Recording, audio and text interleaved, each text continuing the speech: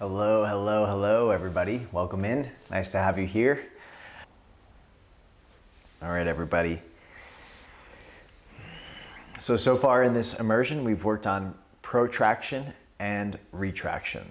Protraction is that push energy where we get our scapula, our shoulders, to move, or a scapula to move around the rib cage. It's usually synonymous with straightening the elbow and often horizontal adduction of the arm bone. In opposition, we have the pulling energy, which is retraction of the scapula. The shoulder blades come together. It's typically done with bending of the elbow and horizontal abduction away from the midline, abduction, okay? So we have these two general movements of the scapula. Now we're gonna add on to the movements of the arm bone, which are the arm bone happens, or the movements of the arm bones happen in the glenohumeral joint. Glenohumeral joint is essentially where the shoulder blade and collarbone meet. They form a joint with the head of the humerus. The humerus is the arm bone, and so the arm bone sits more or less in kind of like a not a full socket, like let's not think of it as it's kind of like a shallow socket where the arm bone can sit into, but it's not like fully cupped. What keeps the arm bone in place there are a bunch of ligaments that surround the arm bone and attach it into that glenohumeral joint. And then also the muscles of the rotator cuff surround the arm bone and kind of suction this arm bone into, or keep it connected to your shoulder blades and your collarbone in the glenohumeral joint here. Okay, so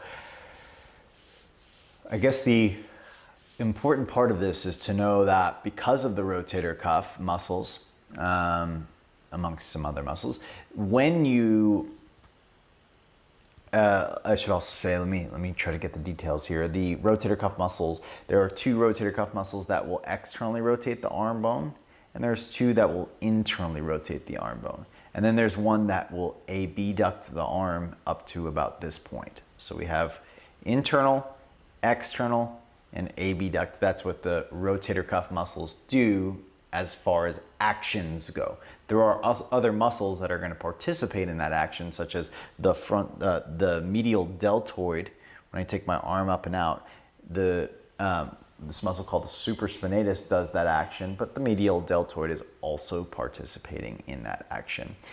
The internal rotators of the rotator cuff will spin the arm bone in, but if you combine that with activation of the pectoralis major, then the shoulder blade will start to rotate or protract around, and you get this really nice movement that happens not just in the glenohumeral joint, but also at the scapulocostal joint. So we can just internally rotate the arm and not move the shoulder blade, or we can internally rotate the arm and allow for the shoulder blade to come around as we do so, in which case we would get more range of motion. Same is true with external rotation.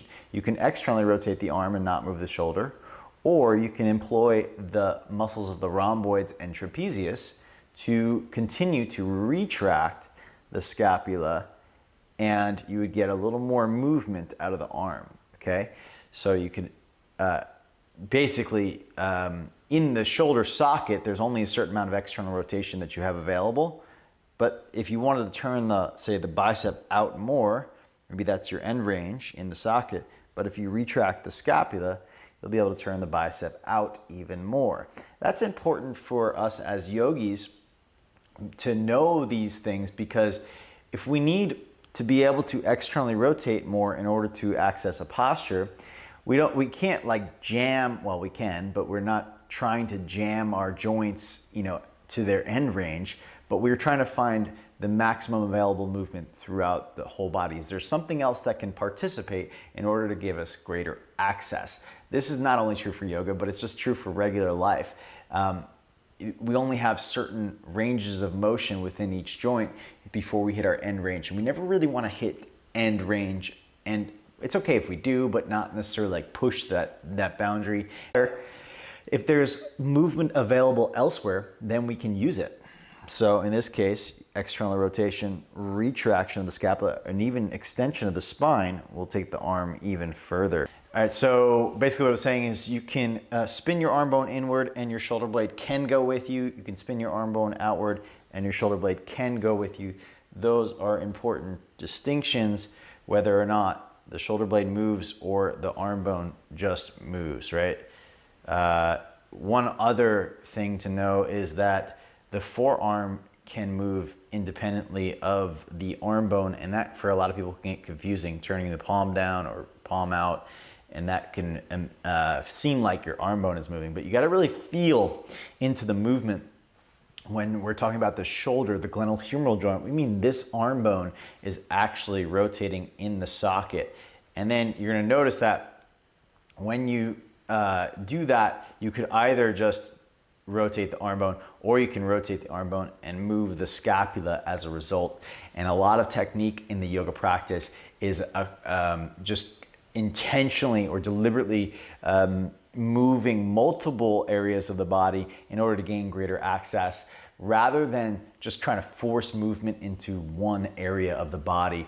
And if you can create this full participatory action where the whole body is supporting the movement rather than just like one joint, you're going to find that you have greater flexibility.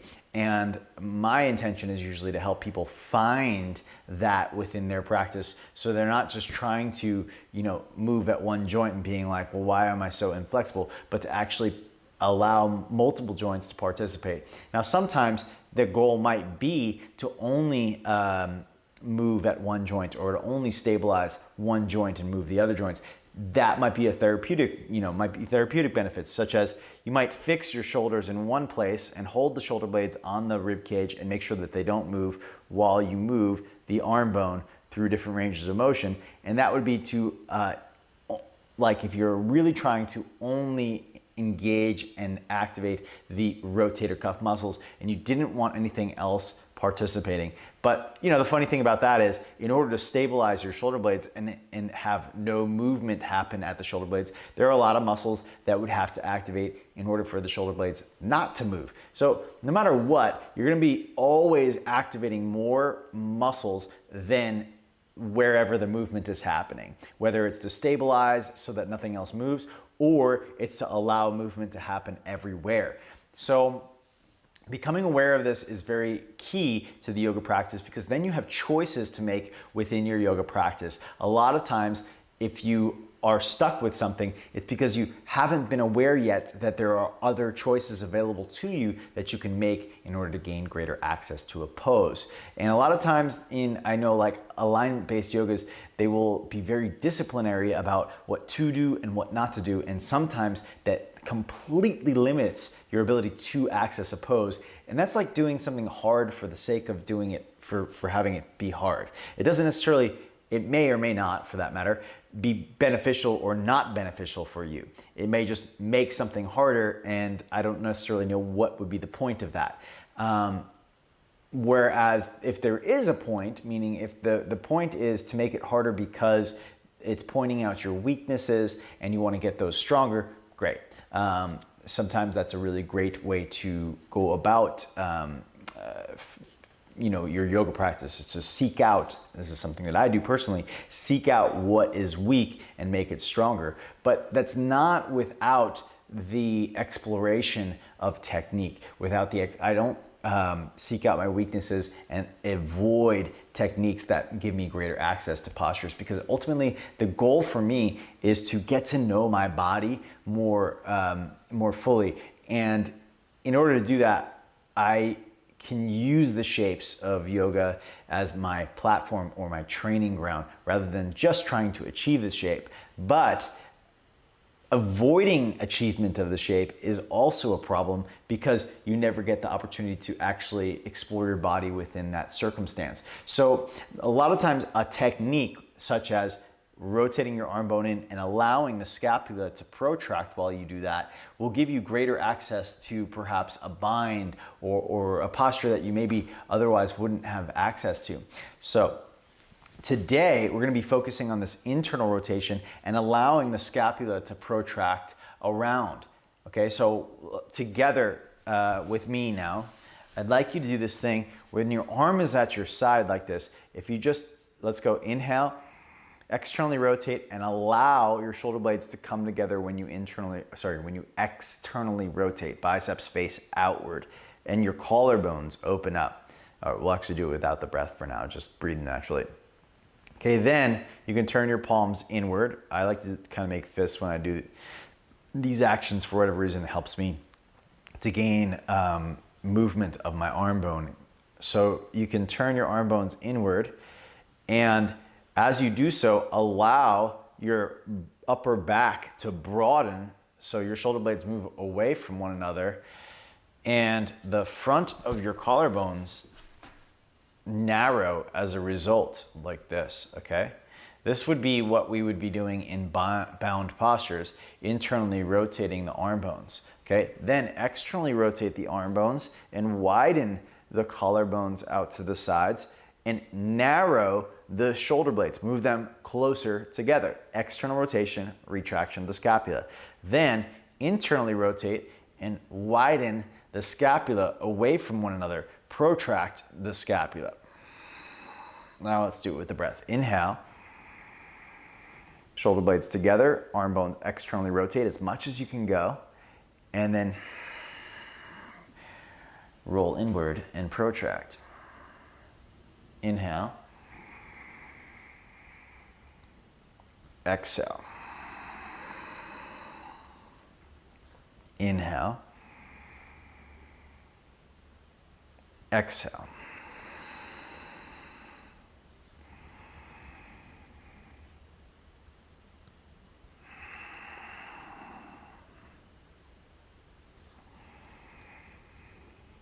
If you add a little spinal movement as well, exhale, round the back while protracting the scapula. And as you externally rotate, arch the spine and retract the scapula. You get more access to retraction, therefore more external rotation appears in the arms.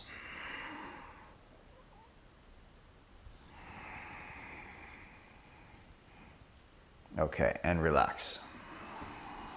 Okay, now let's do one more movement. If you take your arms back, well, let's go like this. Retract your scapula, now take your arms back. That's a great way of doing this movement, okay? But you could also, if you wanted to get your arms to go back further, after, let's go like this, shoulders up, shoulders back. After you reach your arms back, you can start to roll your, look at that. See, you can start to roll your shoulders forward, and you'll be able to lift your hands up further. Now you really need to do that with timing. So if you just kind of reach back, sometimes it doesn't work. So what I do is I retract, reach back, then I roll my shoulders forward. Some of you will actually just be able to roll your shoulders forward and get to that point. That's great if you can do that, okay? So you wanna roll your shoulders forward and reach the arms back. Otherwise, you might find it easier to retract, then reach your arms back, then roll your shoulders. And what's happening, what makes the difference is what muscles are activating when. Sometimes when you retract, it helps to activate the back body muscles, including the rear deltoids. So for some people, it'll be easier to start with retraction and then roll the shoulders forward. That rolling of the shoulders forward is the scapula, the shoulder blade, climbing over your rib cage. So your shoulder blades can climb over the rib cage like this. That's called, it's the same as your pelvic tilting this way. It's called anterior tilt of the scapula, where the opposite, usually when you reach your arms up and push the bottom wing tips, that's called posterior tilt, like tucking your tailbone, tucking the shoulder blades into the spine. It creates a back bend. So I don't want to get too confusing here because there's a lot of actions, but why I wanted to mention that is that when you're just doing this here with the arms by your sides, it's protraction. But if you reach your arms back behind you, it starts to become protraction and upward tilt or anterior tilt of the scapula. Okay, those are two synonymous terms, upward tilt or anterior tilt. And that will help you to reach your arm back. So it's like a protraction, a upward tilt, and then you can reach your arm back further depending on what you're trying to do, okay? So I just want to mention that so that we have it, because when your arms are out by the sides, what we're going to do in, say, Warrior Two, when you internally rotate, when your arms by your sides, it's purely upward tilt. It's not protraction of the scapula unless you bring your arms horizontally adducted. Okay, so here, when you internally rotate, your shoulder blades just climb over your rib cage like this. And when you externally rotate in Warrior Two, your shoulder blades kind of, they depress, but it's like a action of nudging the bottom wingtips of your scapula into your spine. And you get this lifting of the heart, you get an extension of the spine, and your top portion of your scapula pull back while the bottom wingtips push into your spine. That's what's going to allow for greater external rotation here. And we're going to be doing these actions in Warrior Two, as many of you have done with me before. All right, let's come to all fours, hands and knees.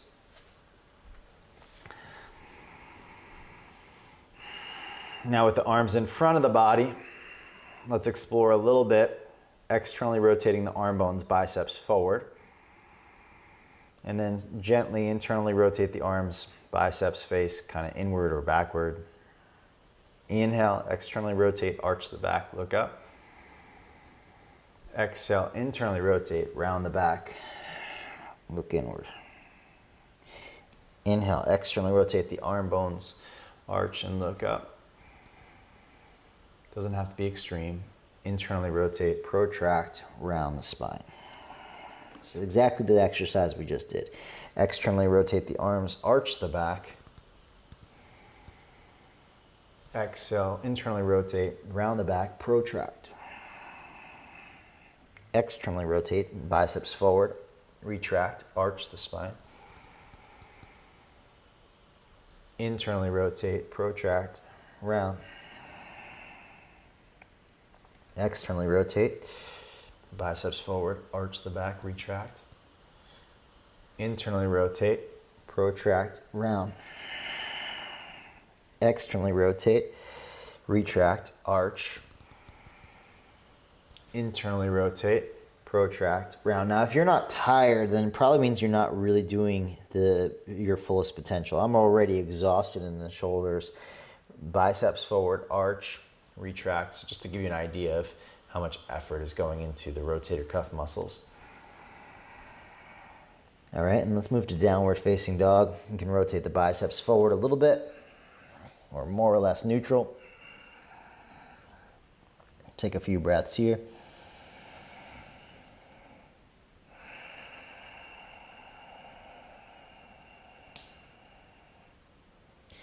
Push the hips up and back, weight into the feet.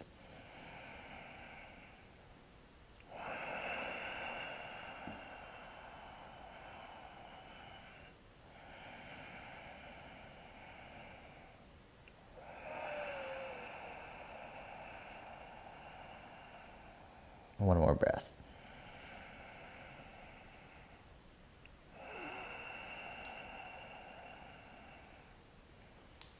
Right leg to the sky. Step forward. High up on the fingertips, take a breath. Gather strength in the legs. Pull your feet toward each other. Full breath in. And up. Warm up the spine muscles. Take a full breath in. As you exhale, turn, twist to the right. Right hand to the sky. Inhale to unwind. You can reach under your leg if you like. Exhale. Inhale to unwind. Exhale. Inhale to unwind. Straighten through the front leg, look forward, and bow. Bend the knee, inhale. Straighten through the front leg, exhale, and bow.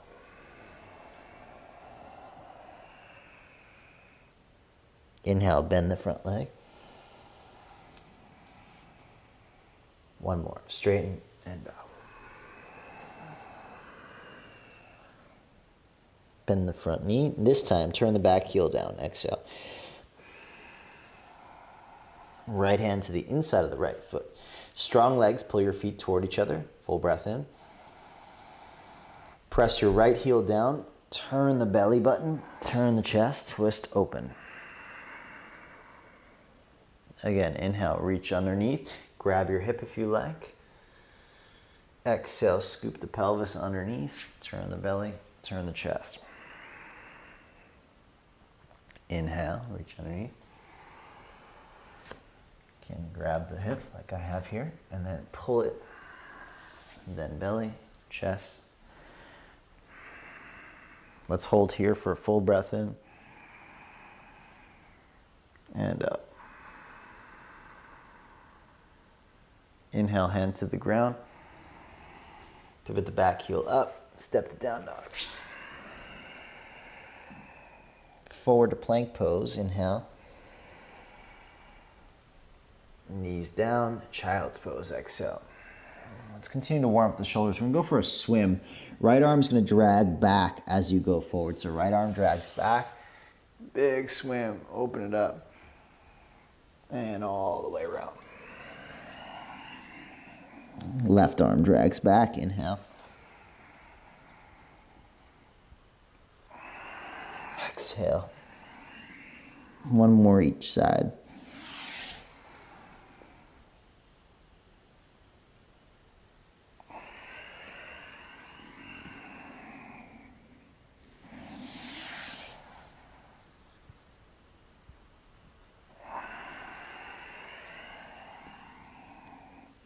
All fours, hands and knees.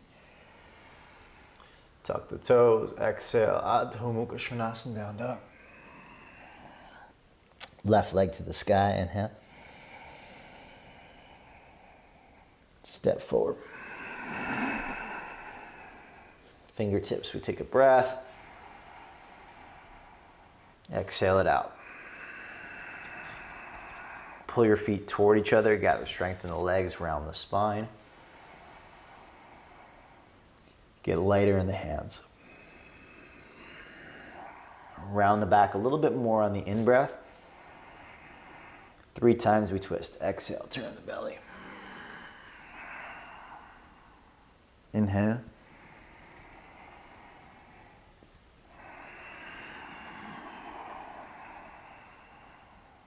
Grab underneath if you like. Kind of just wrap your arm.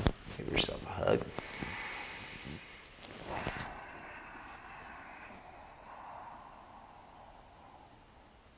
Hand to the ground. Straighten through the front leg and bow. Inhale, bend.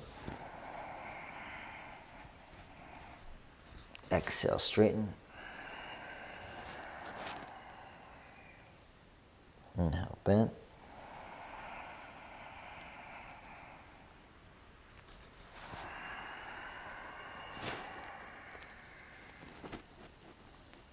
Inhale, bend. Pivot the back heel down.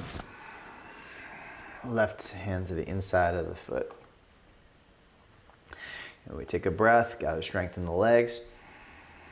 Press down through the heels, scoop your tailbone, rotate the belly, rotate the chest. Twist. Inhale, unwind. And grab your left hip if you wish. Exhale, open it up. Inhale.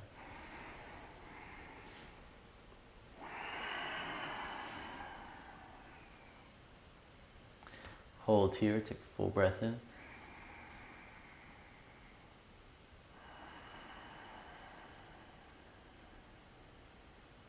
Inhale to unwind. Pivot the back heel up, step to down dog. Forward to plank. Knees down, child's pose. Come to all fours, hands and knees. Arch the back, down dog. Right leg to the sky. Step right foot forward. Pivot the back heel down and walk the right hand to the inside of the right foot. Rotate the right palm so that the fingers face back. So you're going to be externally rotating. It's just going to try to help us turn on our external rotators and warm them up, because we're going to be doing a lot of internal rotation today. So we just warm up the opposite muscles to give us range of motion. Okay, some of you will be able to turn the whole palm down. For me, that hurts my wrist. Being on the fingertips helps. So I'm not a full external rotation there. The left arm's going to go out. And we're going to simply do rotations of the whole arm. So on the inhale, we internally rotate the arm, roll the shoulder forward. I would just suggest looking wherever your neck is comfortable. Exhale, externally rotate the arm all the way, shoulder back. Inhale. Exhale. Rotate, rotate, rotate. Inhale. Internal rotation. Exhale, external rotation. Now keep the external rotation for now and reach the arm over your ear. So both arms are externally rotated. One more full breath. And release. Pivot the back heel up. Step to plank. Chaturanga. Slide hands and feet wide. Fingertips. Inhale, 3-part cobra, first part. Exhale, melt. Lengthen. Exhale, release. All fours, hands and knees. Tuck the toes, exhale, down dog. Left leg to the sky. Step forward. Back heel pivots down. Left fingertips. So you rotate the bicep all the way outward. And then you try your best while you're doing that to turn your chest with the left shoulder blade into the spine a little more. Right arm comes up to the sky. Suggest your neck just be somewhere comfortable. Don't try to force it in any direction. Internally rotate, inhale. Externally rotate as much as you can. Inhale, internally rotate.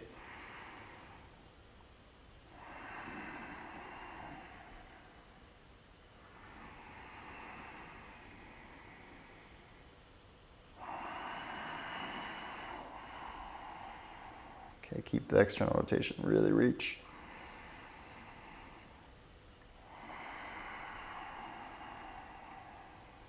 One more breath in. And release, hands at the ground. Back heel pivots up, plank pose. Chaturanga. Slide hands and feet wide. Inhale, 3-part.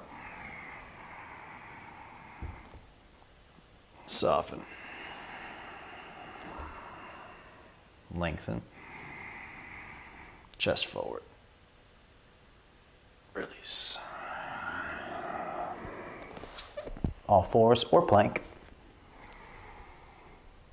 Exhale, down dog. Let's walk the feet to the front of the yoga mat. When you get there, soften your knees.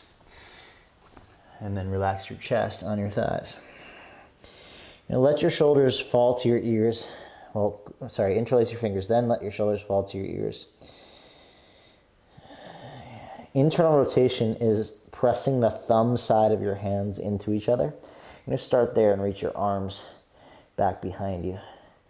Then try to externally rotate, press the pinky side of your hands toward each other. You're going to feel your shoulder blades retract toward each other, hopefully, depending on how much mobility you have.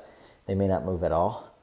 Okay, then if you want, you can try to internally rotate by pressing the thumbs into each other, turning the biceps toward one another. And then you can try to externally rotate, press the pinky side edges of your hands so your triceps face toward each other more, biceps face outward. And just try it one more time. Internally rotate, press the thumbs your shoulders kind of roll forward a little bit. Then externally rotate, your shoulders will roll back, triceps rotate toward each other. Okay, that should be enough. Shoulder flossing, hands to the hips, and rise all the way up. Okay, so if you're confused about what was what, when your arm is back behind you, turning in, it would press the thumb side of your hams into each other, turning in like this, and your shoulder would move forward like this, biceps would roll in. Turning out, you would feel your collarbone would widen and the pinky side edge of your hand would kind of press into each other, and your triceps here would roll toward one another. Okay, that's external rotation. Well, you're in internal rotation, but you're trying to externally rotate within that position. Okay, we're gonna do that again. So I just wanted to make sure, like, this is gonna be internal, this is external. We'll get a little more practice with that so you can actually feel or sense the experience of doing each action. So right here in Tadasana, let's get our shoulders moving. Turn the palms and then follow that with the arm bones. Then follow that with the shoulder blades and the spinal column. This is internal rotation in the arm bones with a whole bunch of other things happening as well. Okay, together, inhale, externally rotate the palms, arm bones, and shoulder blades towards each other, spinal extension. And internally rotate. Back and forth, inhale, external rotation, follow the shoulder blades together, and internal rotation. External.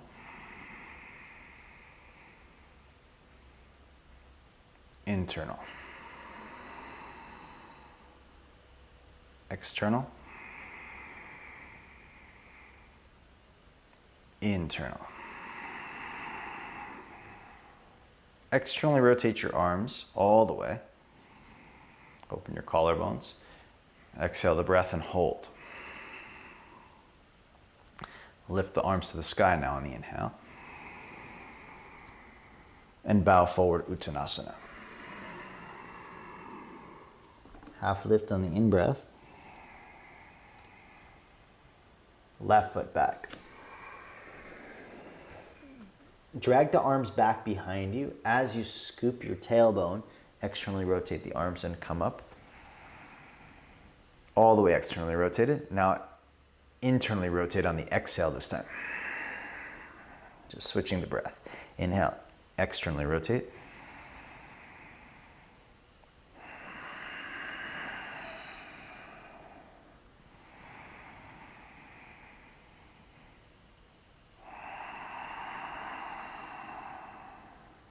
One more.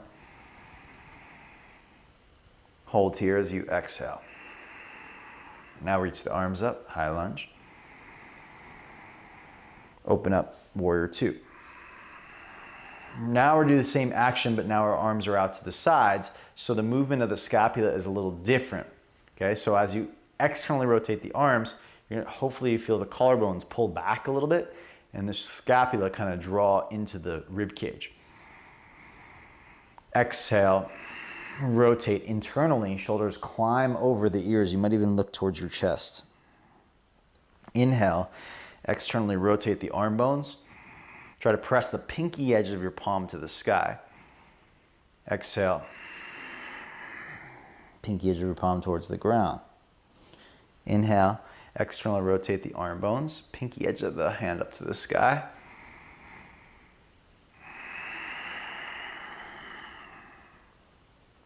Inhale. Hold here as you exhale. Keep externally rotating, reach the arms wide.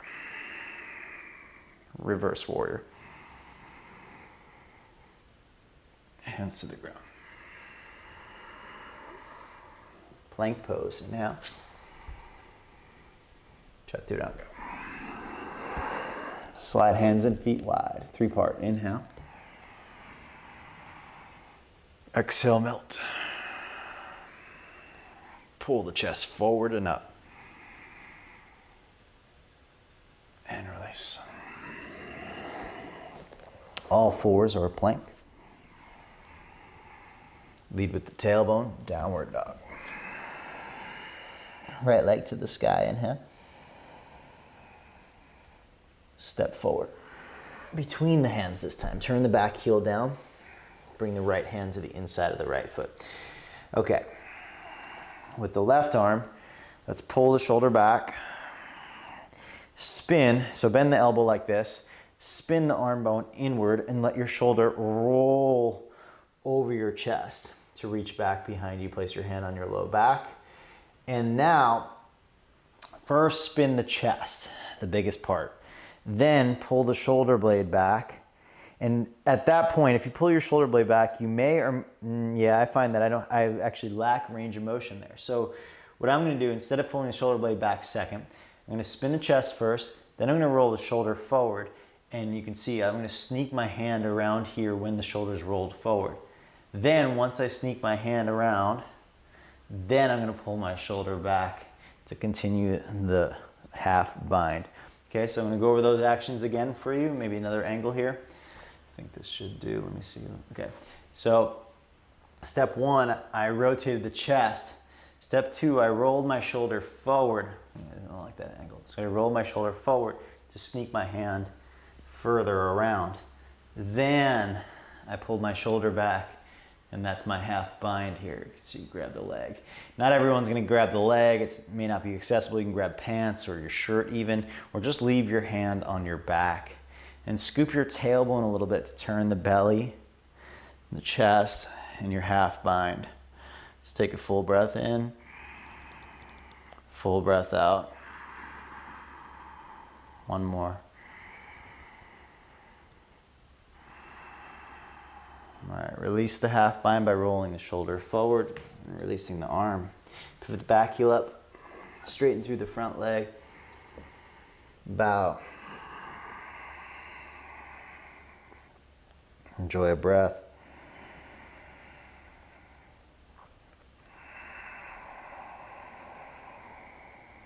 Okay, bend the knee, step forward, half lift. Exhale, bow forward. To the sunrise, Urdhva Hastasana. To the heart. Inhale, reach up, Urdhva Hastasana. Exhale, bow. Half lift. Right foot back. Sweep the arms back into external rotation. Lunge. Now you're going to bend your elbows like you're holding a tray or two trays out to the sides. We're going to inhale, internally rotate. This just helps us see the rotation. Shoulders go forward, belly goes back. And then external rotation. Shoulder blades come together, heart presses forward, hands go back, elbows forward. Good. Then internally rotate. Some of you might even be able to take your arms back behind you like so. It's kind of hard. Externally rotate. Or just into the belly. Roll the shoulders forward, round the back, belly in. Just show that second version.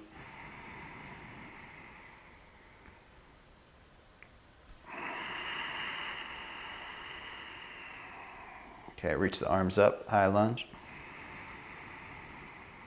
Warrior two. I'm going to take cactus shape in the arms. Internally rotate the arms.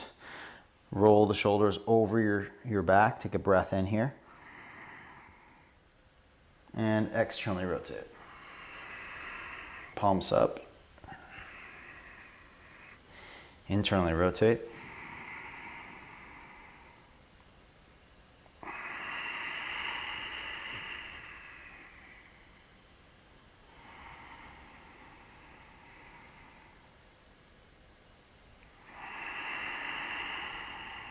Straighten the arms out to the sides. Keep the external rotation. Reverse warrior. Release the hands to the ground. Back heel pivots up. Plank pose. Chaturanga. Slide hands and feet wide. 3-part. Inhale. Melt. Pull the chest through. And release. All fours, hands and knees. Or plank. Down dog. Let's enjoy a full breath in. Full breath out. 2 more.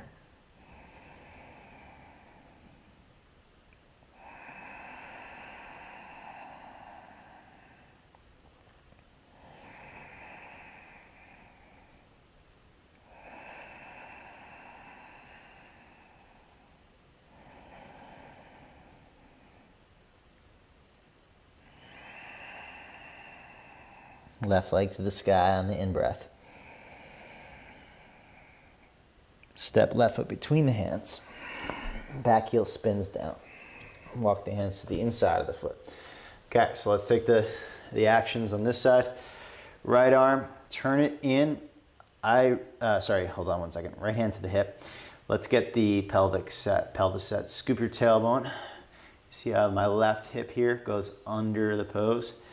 That's going to help turn the spine.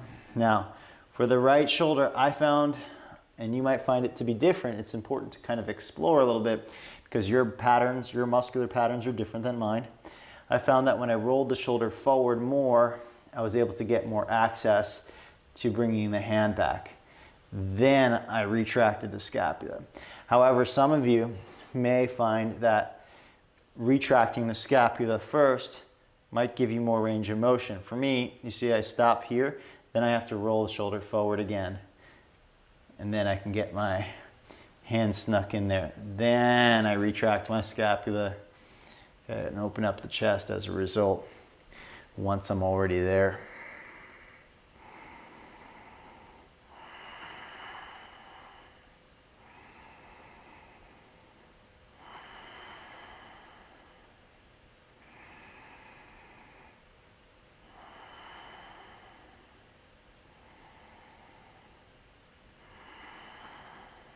All right, release the half bind. Find that half bind can be really beneficial to understanding the shoulder joint. Okay, step forward on the next, straighten through the front leg, my fault. And bow.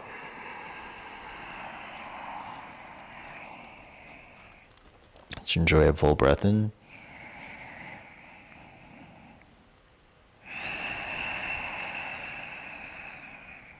Step forward on the next breath in.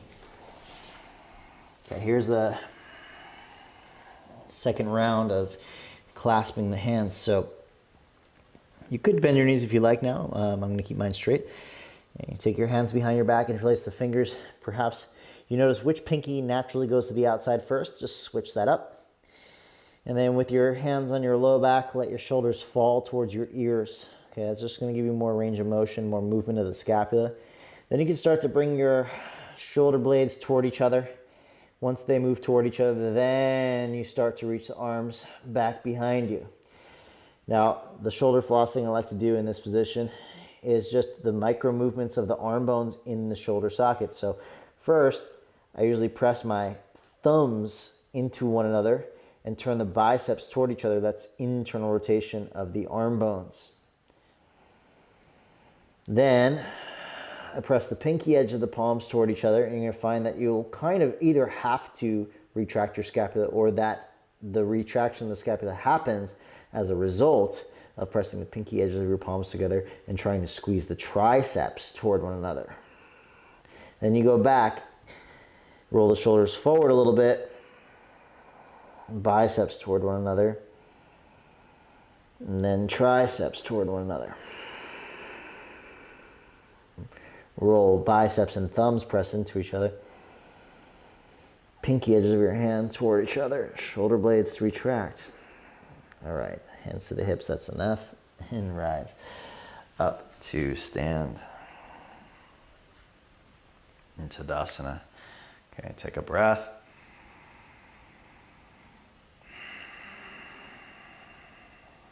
Okay, now I'd just like you to explore tempo, like timing of actions really matters to accessibility of any kind of shape. So for example, you can do this with me. Let's retract our scapula, move our arms back like so into extension. Then turn the arm bone in. Okay, maybe we could just do one arm at a time. Let's do just the left. So retract, extend, internally rotate, and then bend your elbow. For me, that's the greatest range of motion I get. If I try to keep my shoulder blade retracted here, I can't get my hand up any higher. Okay, but if I let my shoulder, watch, try to let your shoulder protract. You see how it tips my elbow forward and then it turns my arm to be able to go up higher on my back. Okay, so Gomukhasana, bottom arm there. I'll show that again, you might be like curious. So hand to hip first, up, back, retract, reach the arm back as far as you can, then bend your elbow. You'll feel that you're fairly limited.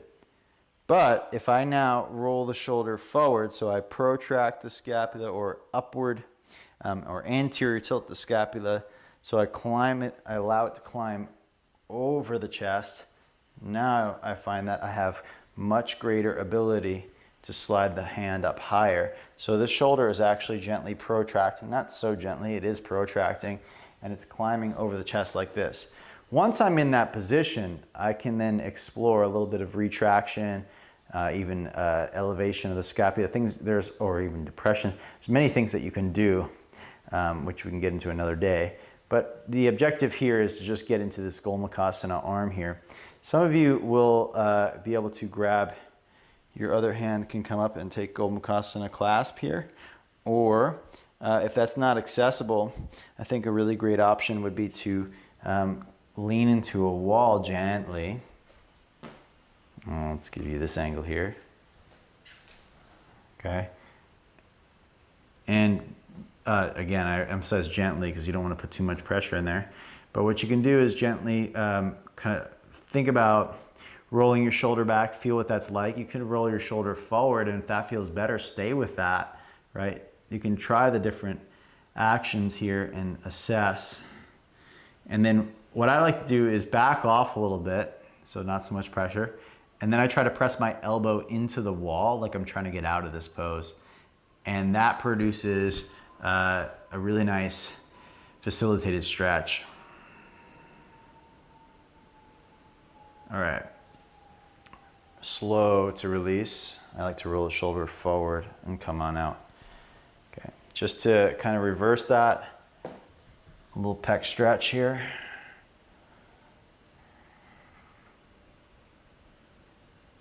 All right.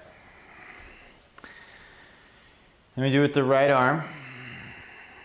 Again, just to go through the actions so you have them. If you go back first, it's totally fine if you want to do that.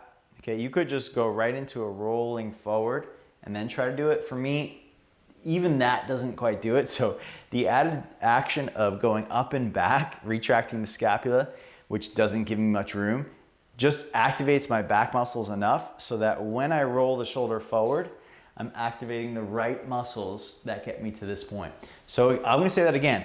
If I just go from this position to this position, I run out of room. If I just go, meaning if I just roll forward and do this, I can't get very far, okay? And if I just go up and back, retract, and I do this, I also can't get very far. But if I go, and this is just figuring out the timing of your body and what it likes to do.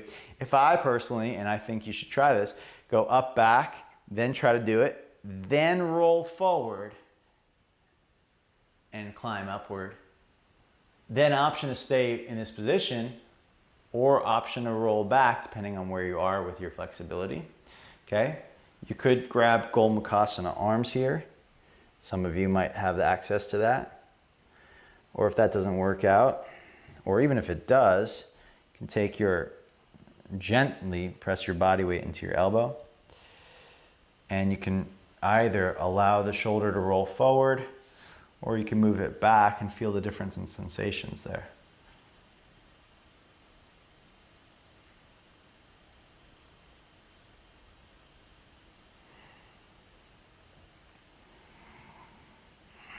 And then when I said to create that facilitated stretch, you just press your elbow back into the wall.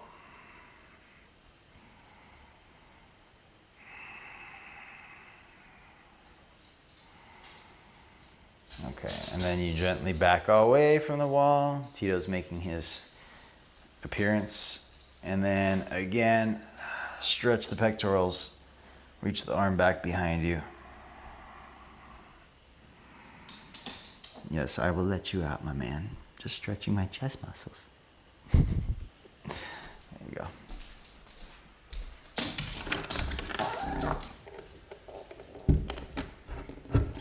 All right, so pretty well prepped, I would say, for our bound side angle, Baddha Parsvakonasana. I'm gonna try to give you a few different angles of this, starting with the close-up of the back hip here. Okay, so let me just get this out of the way for a moment.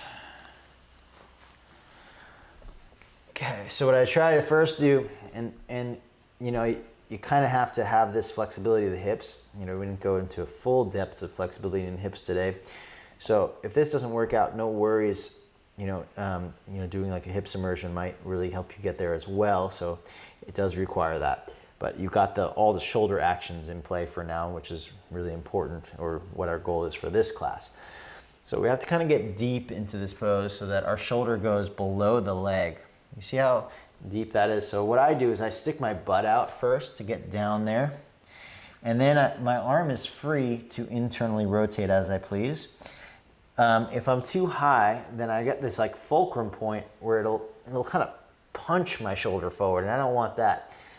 Because there's like a seesaw effect when the elbow is kind of clamped like that. So I want to get low enough that my shoulder is here, okay? And then I have the freedom to move my arm and place the hand on my low back. The free arm, I like to, you can kind of do what we did. You can roll your shoulder back, then roll it forward to then, you know, unless it works to just roll it forward, because it's not as extreme as Gomukhasana. Okay, so you can just kind of roll it forward and place the hand on top of the other hand, and then you've got your bound side angle. You can, kind of increase the rotation of the pelvis by scooping the tailbone, kicking through the heel, and spinning the chest. Then at this point, I would suggest maybe exploring a little retraction of the top shoulder, pulling it back. Okay. And we release. Or I release, and maybe you give it a shot. Okay, I'd love to hear if you have any questions. Of course, it requires some deep flexibility of the adductors. You could use a strap, like hold a strap instead of clasping your arms. It's far more accessible. We might do that in a different class, actually, for some other bound postures. So you want to just check in with the timing, like you might. I found for that pose, it's just easy to roll the shoulder forward and reach back behind me, just because the shoulder rotation is not as extreme for that posture. You might find that it is extreme for you, and you might need to start with retraction, then roll forward. Since the frozen shoulder struggle with Gomukhasana, thank you for the tips feel great in the body, including when doing the bind. Oh man, well that's really nice. I'm glad to hear that. Since the frozen shoulder, you've struggled with Gomukhasana, and these tips are helping you feel great in your body, including when doing the bind. That's amazing. Hi Tito, welcome back. All right, so let's try the other side. You can do it with me, or if you want, you can watch the demo and then pause the video as you wish. Okay, Kristen says there's some clicking sometimes in one shoulder, especially rotating it raised when it's raised in side angle. Yeah, clicking is very normal in the joints. There's a lot of research on this, and there's some conclusions, but it seems like conclusions are contradictory. So what I kind of believe it to be, and again, it's a belief based on my understanding of the body, is that you've got all your muscles are encased in fascia.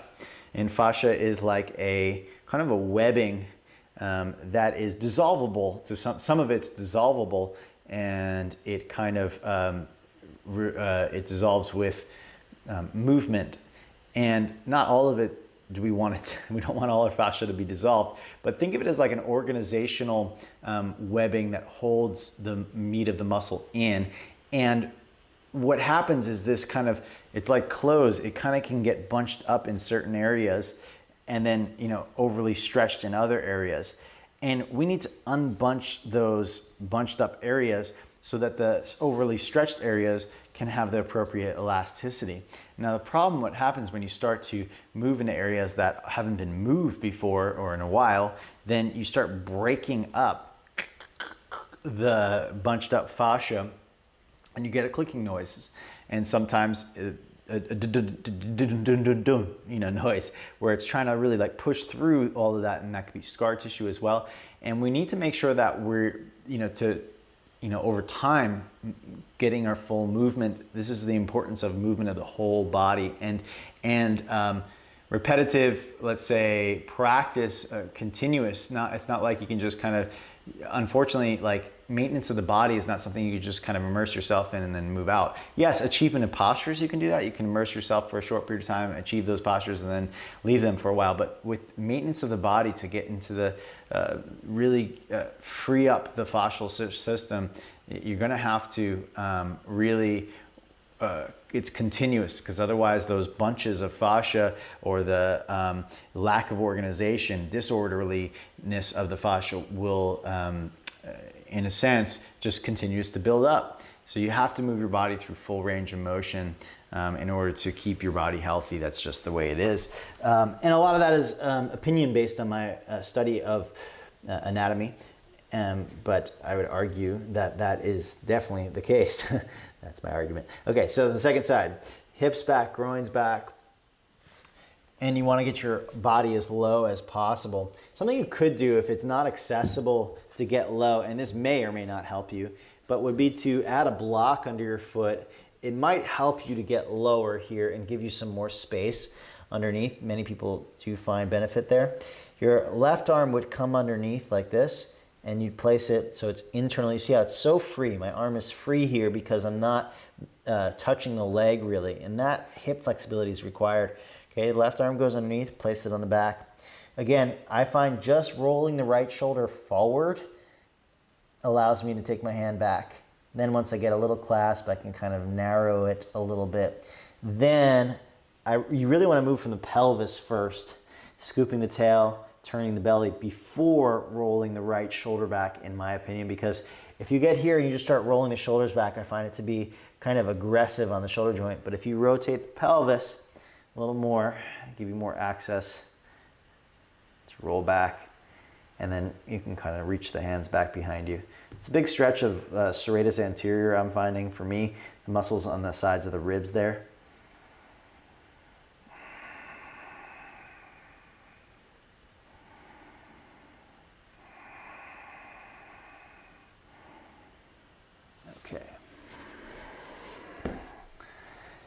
Okay, Lynn says, love this.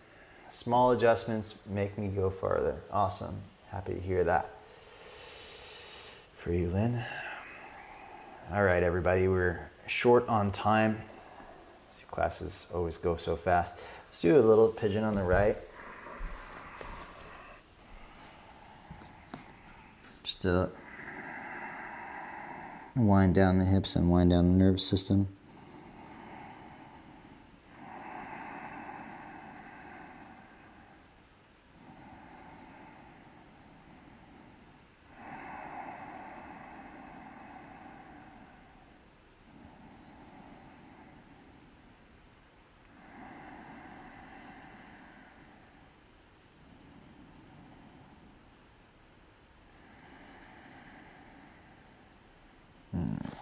Come on out, we're gonna switch sides. However suits you best.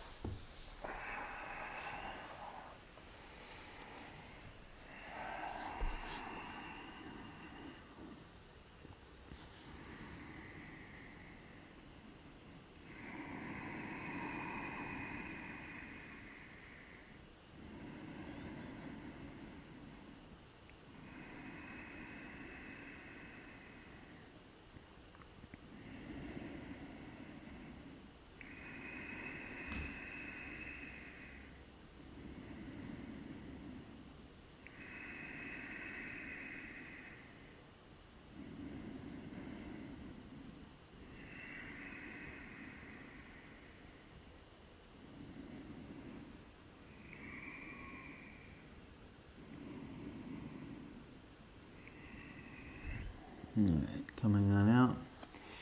And roll onto your back. Give yourself just one little even posture. Maybe it's hug the knees or happy baby, whatever you prefer. And then take your Shavasana. I like constructive rest most of the time. Many of you know that. But many people just prefer traditional Shavasana, legs straight.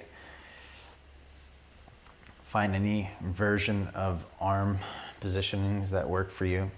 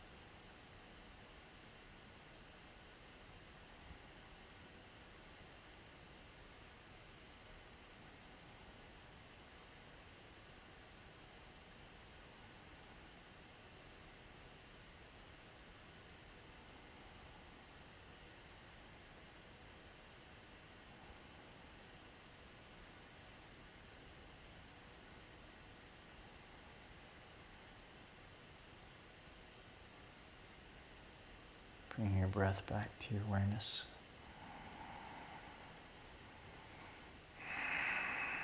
Deepen it.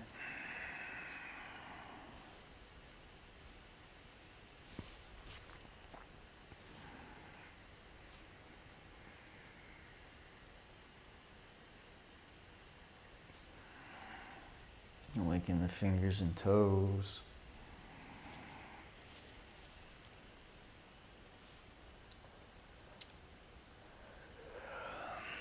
Stretch the arms.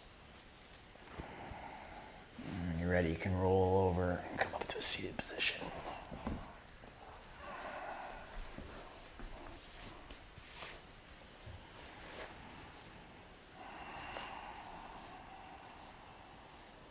Place the palms together in front of the heart.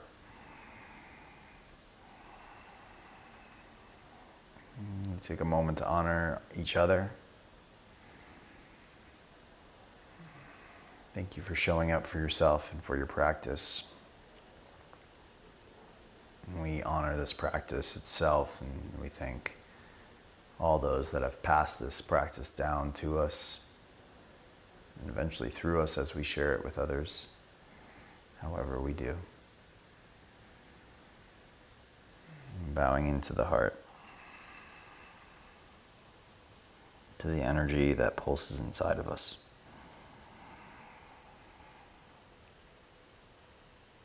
Namaste, everybody. All right, thank you so very much, everyone. Hope you're super well. One quick announcement for those of you that are watching this within the month of September 2021. The next 200-hour teacher training begins September 19th. And so if you're not watching this live, I'm sure there is one that is going to be coming up in your time frame as well. So just feel free to reach out to me, matt@theyogimat.com. Or on Instagram is fine as well. So the 200-hour teacher training gives you all of the skills, not only for your personal yoga practice to develop an understanding of your body and the postures and whatnot, but also gives you the skill sets in order to share that practice with others in the form of teaching a yoga class. So I'll give you sequence structure, class structure, how to deliver an experience to students. We help you develop confidence with your voice and develop the ability to deliver verbal cues that help people know where to move their body in space, in other words. And of course, you're going to be advancing your practice not only physically, but also mentally, emotionally with meditation and breathwork practices, pranayamas, and studying the philosophy of yoga as well. So this training begins September 19th, 2021, and there are always more trainings on the way. So if you're interested in this one, awesome, send me a message and I'll look forward to hearing from you, or just send me a message and ask me when the next one is. All right, so I want to thank everyone that was here in the chat today. Kristen, thank you so much. Yes, now the shoulder is not clicking, but there's a little tenderness when I rotate it. Yeah, that's usually when you break through some scar tissue or some kind of bunched up fascia. There'll be a little tenderness. It'll probably be just fine tomorrow. It's kind of like a bruised feeling. Yeah, I wouldn't worry so much on that unless you've got pain, 3 days from now. Then that's something to worry about. But I doubt that will be the experience. I know the feeling of breaking through some stuff, some old fascial buildup. Johanna Frank, thank you so very much. Katarina says, first time in bound side angle pose for me today. Your tips made all the difference. Thank you. Awesome, Katarina. So glad to hear that. Congratulations for you. And Lynn Sabui, thanks for making it into class, albeit late. No worries at all. Hey, Tara. Thank you very much, Tara Scheller. Gabrielle, or is it Gabriel? Thank you for being here. And who else? We have Kristen K, Anna Frank, not Greg. Bethany Lord, hello, welcome. Nice to have you here from Atlanta, Georgia. Sorry, I think I missed you in the beginning. Nina Mitchell, Nina G, thank you so much for being here. And Emma, thank you for being here. Great instructions and very much helpful. Glad to hear that. That's great.